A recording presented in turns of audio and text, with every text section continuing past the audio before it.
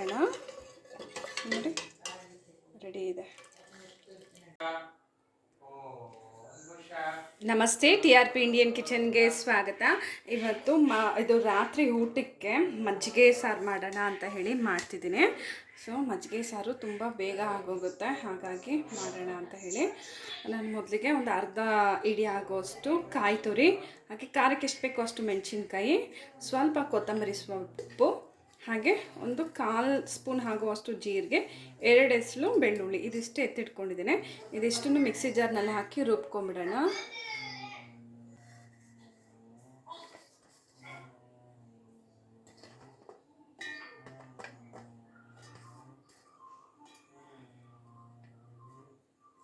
ಸ್ವಲ್ಪ ನೀರು ಹಾಕಿ ಚಟ್ನಿ ಥರ ರುಬ್ಕೊಂಬಿಡೋಣ, ಆಯಿತಾ?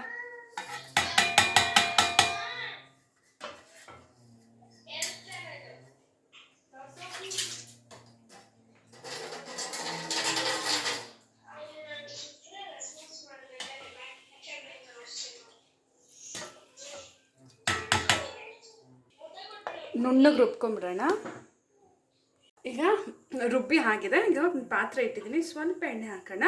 ಜಾಸ್ತಿ ಎಣ್ಣೆ ಬೇಕಾಗೋದಿಲ್ಲ ಮೊಸರು ಸಾರಿಗೆ, ಸ್ವಲ್ಪ ಎಣ್ಣೆ ಸಾಕು. ಒಂದು 2 ಸ್ಪೂನ್ ಆಗೋಷ್ಟು ಎಣ್ಣೆ ಹಾಕ್ಕೊಳ್ಳಿ, ಸಾಕು. ಎಣ್ಣೆ ಬಿಸಿ ಆಗಲಿ. ಎಣ್ಣೆ ಬಿಸಿ ಆಗಿದೆ. ಈಗ ಸ್ವಲ್ಪ ಸಾಸಿವೆ ಹಾಕ್ಬಿಡೋಣ.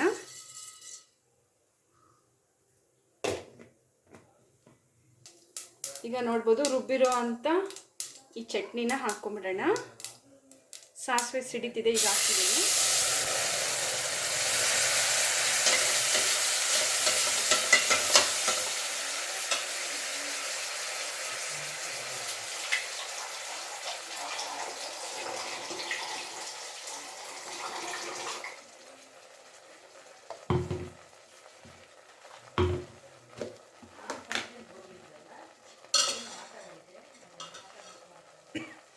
ಈಗ ಮಿಕ್ಸಿ ಜಾರ್ಗೆ ನೀರು ಹಾಕಿ ಹಾಕ್ಕೊತಿದ್ದೀನಿ.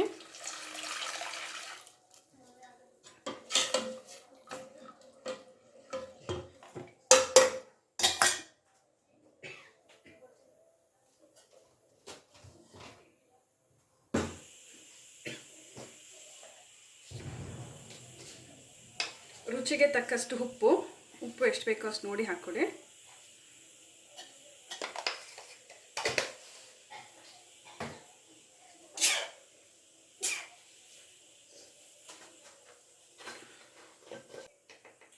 ಸ್ವಲ್ಪ ಅರಿಶಿನದ ಪುಡಿ,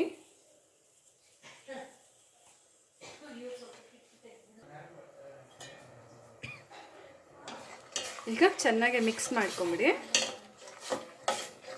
ಇದು ಹಸಿ ಸ್ಮೆಲ್ ಹೋಗುತ್ತೆ. ಈ ರೀತಿ ಮಾಡಿ ಒಂದು ಕುದಿ ಬರಕ್ಕೆ ಬಿಟ್ಬಿಡೋಣ. ಆಮೇಲೆ ಇದಕ್ಕೆ ಮಜ್ಜಿಗೆ ಹಾಕೋಣ. ನೋಡಿ,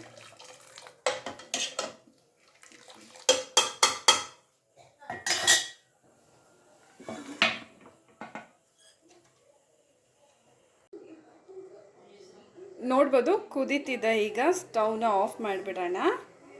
ಮತ್ತು ಇದು ಬಂದು ಆರಬೇಕು. ಆರಿದ ಮೇಲೆ ನಾವು ಇದಕ್ಕೆ ಮೊಸರನ್ನ ಹಾಕೋಣ, ಆಯಿತಾ?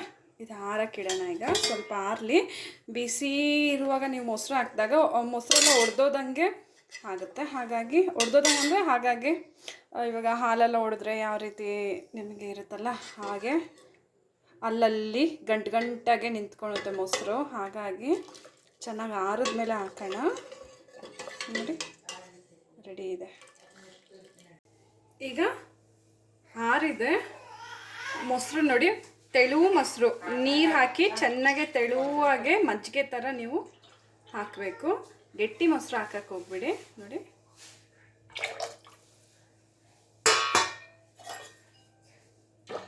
ನೋಡ್ಬೋದು ತುಂಬ ತೆಳು ಇದ್ರೇ ಚೆನ್ನಾಗಿರೋದು. ಇದಕ್ಕೆ ಇನ್ನೊಂದು ಸ್ವಲ್ಪ ನಾನು ನೀರು ಹಾಕ್ತೀನಿ. ಇನ್ನೊಂದು ಸ್ವಲ್ಪ ನೀರು ಹಾಕ್ತಿದ್ದೀನಿ. ಈಗ